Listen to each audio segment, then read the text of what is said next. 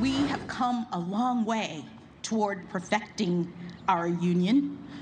In my family, it took just one generation to go from segregation to the Supreme Court of the United States. And it is an honor, the honor of a lifetime, for me to have this chance to join the court, to promote the rule of law at the highest level. This week, the Senate voted to confirm Justice Ketanji Brown Jackson. Joining us now is the top Republican on the Senate Judiciary Committee, Chuck Grassley from the great state of Iowa. Well, Mr. Chairman, I think it's an amazing journey that Justice Jackson has been on, from segregation to the Supreme Court. But there have been Republican nominees that had some pretty amazing life stories, too, and I don't recall that generating a lot of media or Democrat support for them.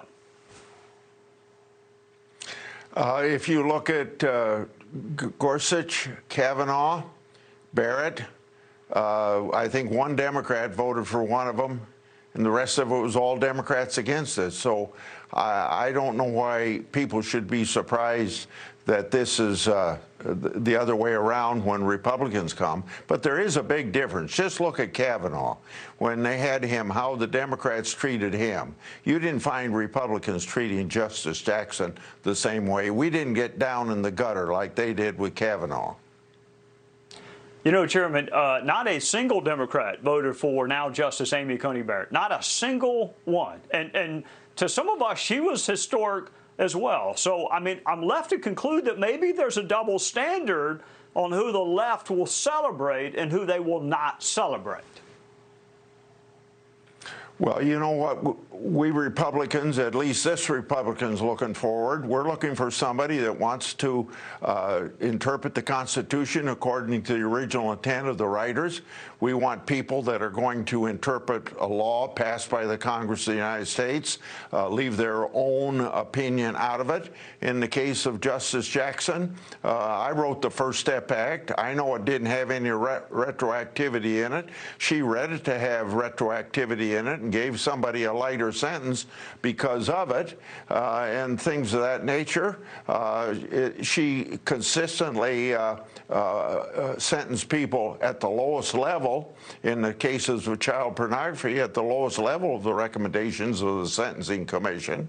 And so I think we had very good reasons for not wanting her on the Supreme Court.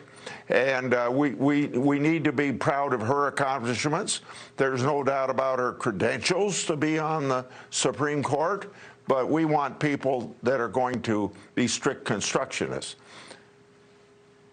Well, you cited two reasons that you voted no. Did President Biden, I know you all served together, I mean, did he consult with any of the Republicans on the Judiciary Committee or get your input and say, you know, to my friend from Iowa, look, I'm going to make the pick, but do you have any input on who I should select?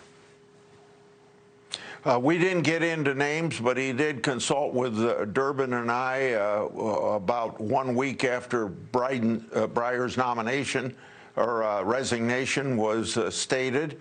And so I can't say that there wasn't any consultation, but we didn't speak about this person or that person.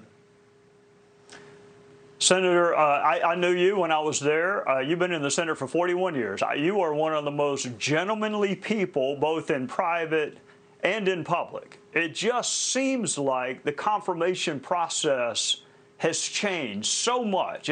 Has that been your experience? And will we ever get back to the days, or should we, of overwhelming confirmation votes? I can explain how we got to where we are.